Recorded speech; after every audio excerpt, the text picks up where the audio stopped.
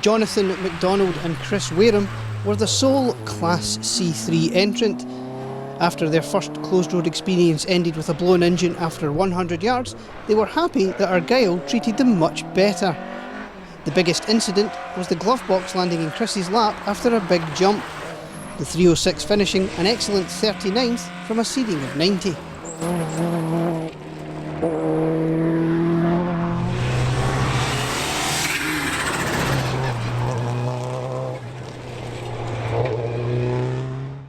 Mike and Michael Motes would arrive at the end of day one with serious brake problems on their Impreza. Brake fade all loop made it an uncomfortable start. Overnight they discovered the front brake discs had cracked. A change of disc revitalised the car and they had a much better second day, taking third in class at the finish. Mike Motes, our sponsors. John and Megan O'Kane had spent the first two loops of the event having a relatively trouble-free run. That would change when they would discover a faulty wheel bearing at service. With no time to sort it, they packed it full of grease in a bid to nurse it to the end. They managed it to take second in class.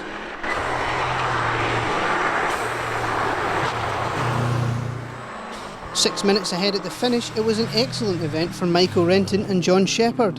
The class win was backed up by 15th SRC crew overall after a solid drive. C70 through bridge, yeah. Right 6 crest 80, long right 5, into left 4 over crest. C100, right 5 no cut at the top, right 5 no cut, and left 6 over jump. C70, left 6 in, into right 6, 60.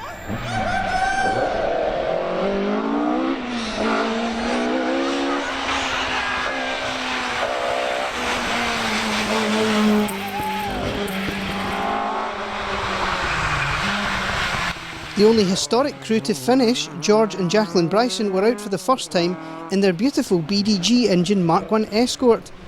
Some overheating issues on the first leg were dealt with by having the heaters on full blast on the Saturday. George taking some time to learn the ways of this much more powerful car as part of their prep for the Roger Albert Clark. That's George Bryson.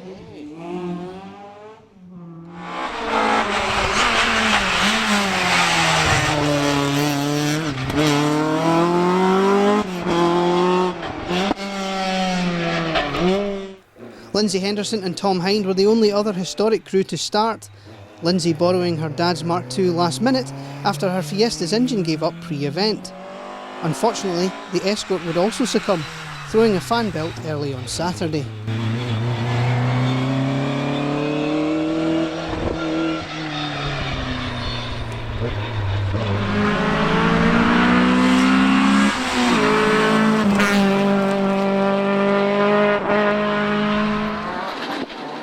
Crest 60 down, crest 80 down, so this is the fast bit, crest 80 down,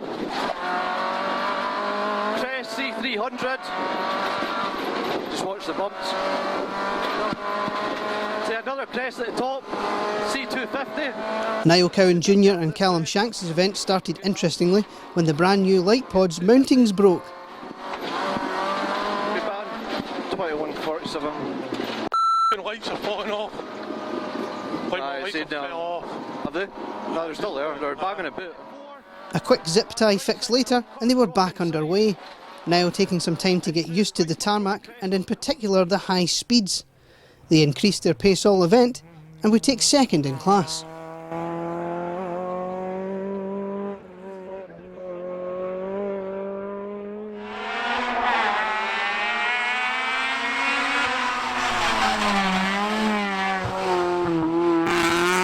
Out in his new Civic for the first time, Fraser Smith was rapidly getting used to the extra power. Saturday in particular was going really well until a heavy landing ripped the sump guard off the car, damaging the subframe in the process. A bodge job in service using Jubilee clips kept the Civic in the event, and Fraser was able to nurse the car home to a class win.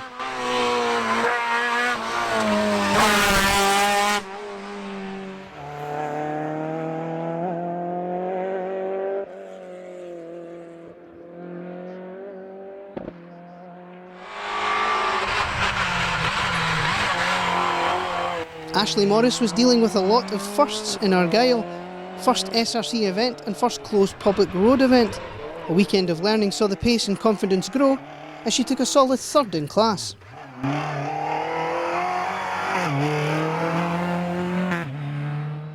Unhappy with the car on Friday, some setup tweaks overnight saw Keith and Mary Riddick's weekend transformed. Keith amazed at how much confidence he had in the car on Saturday after the changes. 25th overall and 12th SRC crew was an excellent start to the season. Flat right, flat left, 60.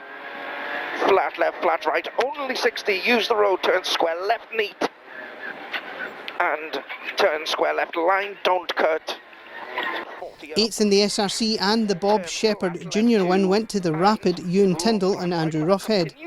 Inheriting the junior lead after Johnny Mackay rolled out of the event, the Fiesta man made sure he made no mistakes on his way to the Class M3 win.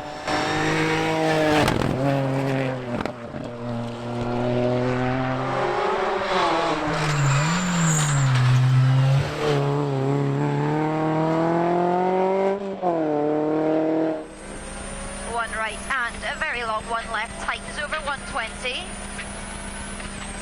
Into crest, along 2 right, 60. Flat 2 left, C200 over crests. Hair 3 right over dip at wall. Into crest 200. And Class M5 was the sole domain of Johnny Mackay and Emily Easton Page. Absolutely flying early on, the Fiesta ST crew were heading the juniors contest and mixing it with the big escorts. Unfortunately, the rally would end in SS8, rolling out of the event. And 5 left opens. And caution 3 right over big crest. Into 4 left. Into 4 right, don't cut. And 2 left. Into caution 2 right over crest, don't cut. And caution crest immediate 5 right.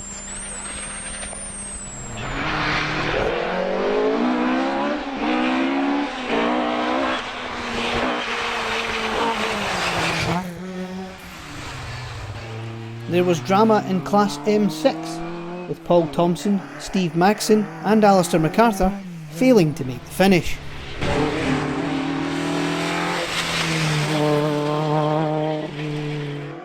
And also retiring, Stephen and Mary Wood were impressing in their revised Fiesta until the second pass of Glendaruel, where they would roll out of the event.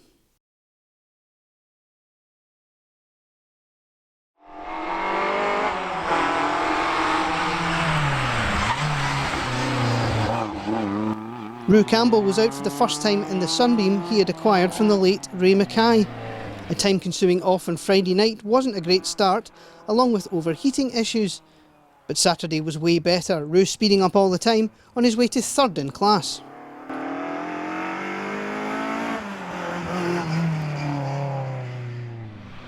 '51st overall and second in class was a solid result for David McLeod and Eamon Boyle on their first SRC event as an escort crew, despite 2 chicane penalties.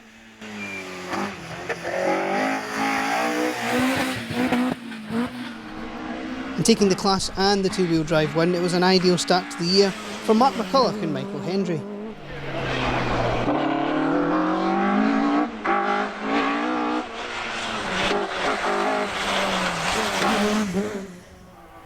London Links. Oh. Oh yeah. Oh yeah. Oh yeah. Oh yeah. Oh. That, I would say, was the sunshine.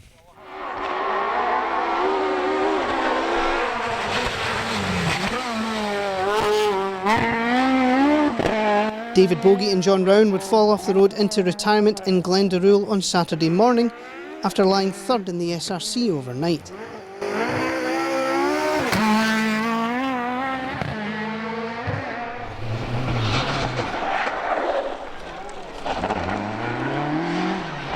Jamie McIntyre and David O'Brien would see the finish, but only after they had borrowed the diff from Paddy Munro's car.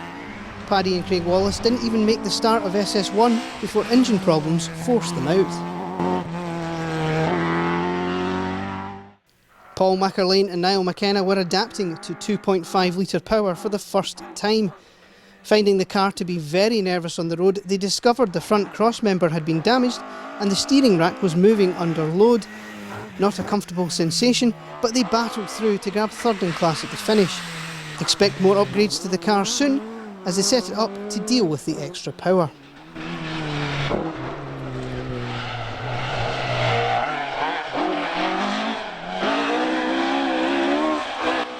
Second in class, reigning two-wheel drive champions Ian Wilson and Chris Williams got faster and faster as the event continued, finishing just 5 seconds away from class winners Keith Robertson and Phil Sandham.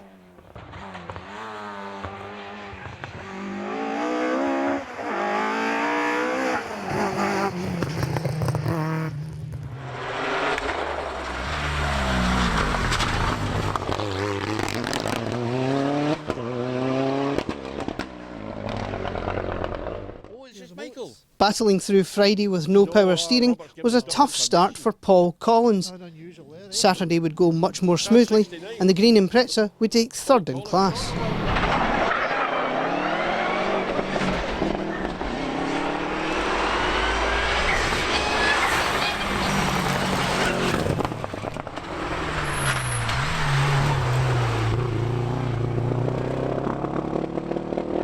Graham Sherry and Ewan Lees would grab second in Class M8 at the finish, behind the similar Impreza of Ian Baumgart and Dave Robson.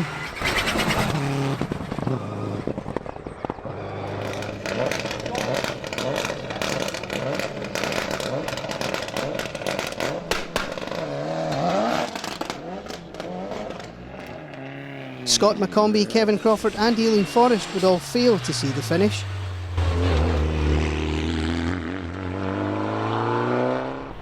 Michael Binney and Claire Moll would finish second last overall after a frustrating broken wheel caused a stage maximum on Saturday morning. Feeling very rusty, Kevin Downs and Richard Wardle were enjoying their first tarmac event as a team.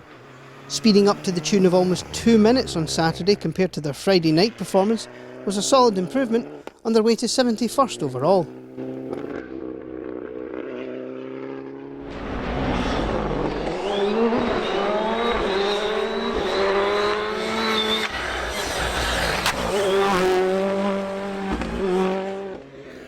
Bob Adamson and Jane Nichol would round out the P1 finishers. Saturday was a big improvement over Friday's pace, but unfortunately they were set back by a chicane penalty.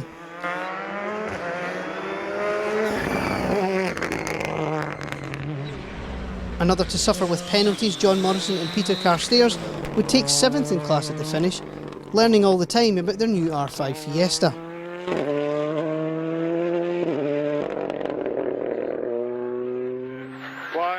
Go, 100, keep left over crest into one right, C250. C250, caution, turn narrow, square left, up, tidy, just at the church, into turn 8 left, right. And really earning their finish, Stuart and Mark Irvin returned to the event where they had their biggest accident in rallying back in 2019. Out in their new Accent WRC, they would lose second gear on Friday night and would drive back to their home garage, working on the car until 4 AM on Saturday morning. A puncture on the final stage wasn't to deny them either, and they would take a well-deserved finish. 2 right in and 1 left, 40, crest 3 right in, 50 down, 3 left tightens to 7. 3 left, tightens to 7, over 6 left.